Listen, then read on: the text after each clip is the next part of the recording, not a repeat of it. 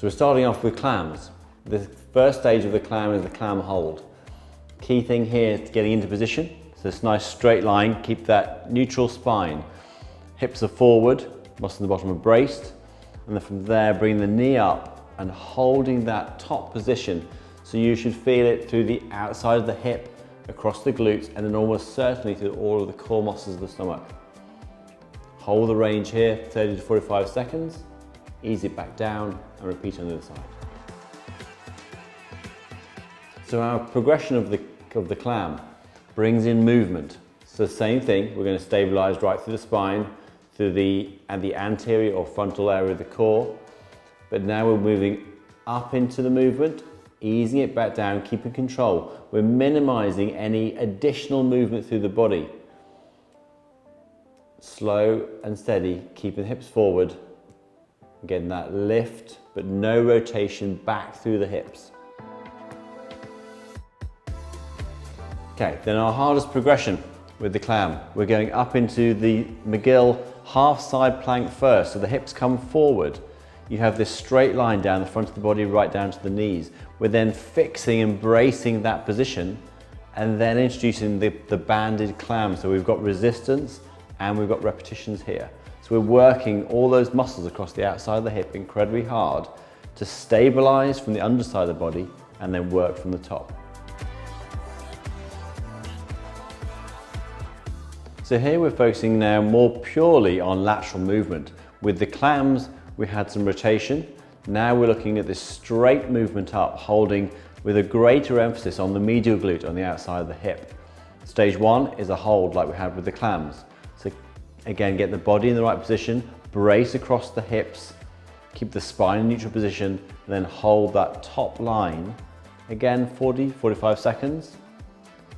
Get used to that feeling of the muscle on the outside of the hip working to hold that top leg up, and the knees back down.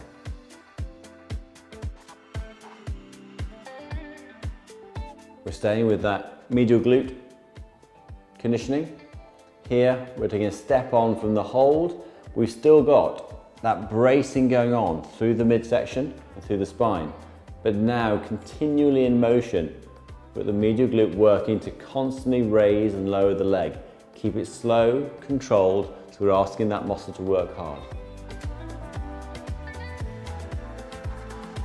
Now we're taking that medial glute movement a stage further. We've added a band at the end of the leg there, so we're creating that resistance at the longest point of the lever.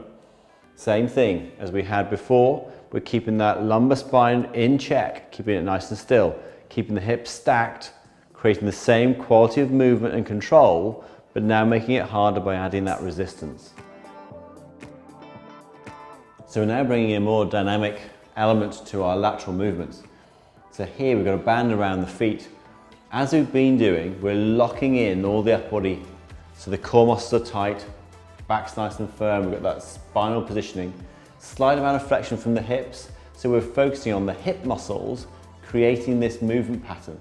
So we're pushing against the band in order to get this sideways movement, but limiting any lateral movement in the upper body at all.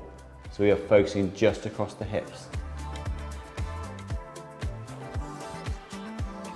So we're looking here at the lateral lunge, stepping out to the side, loading up the hips, the glutes, and all sections of the glutes on the side you're stepping into. We're placing the load on that leg and then pressing into the floor, using those muscles to bring you back up. Once again, stabilize the upper body, brace through the midsection, so we don't have any loss of form or efficiency of the movement from the upper body. We're now taking the lateral lunges a stage further. So all the same things in terms of the quality of movement, but now we've placed the weight, added resistance centrally on the body. So you control that weight, adding more load into that hip that you're moving into, and then creating the power out through the floor, in through the hip, back up to standing.